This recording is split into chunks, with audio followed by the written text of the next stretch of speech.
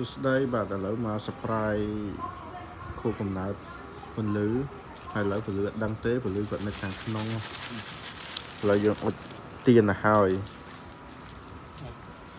បាទឆ្នាំនេះ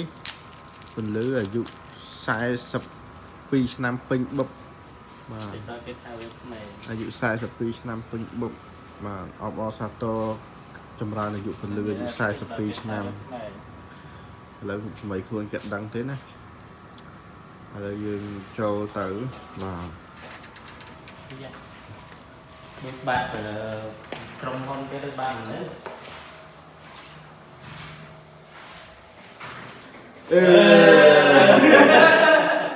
Happy birthday to you Happy birthday to you Happy birthday Happy birthday Happy birthday to you អាយ៉ាបួងសួងអីចឹងអូសងតាមគេបួងហើយគេបួងតាមពីយើងដឹកនំបួងអូខេឥឡូវនេះអគ្គនាយកក្រុមហ៊ុនបាទយើងមកសម្ប្រាយមកក្រុមហ៊ុននៅតែម្នាក់ឯងទេបុគ្គលិករត់ចោលអស់ហើយទឹកញ៉ោទេទឹកញ៉ោទេបាទតាថតតែភ្ញាក់ភ្ញាក់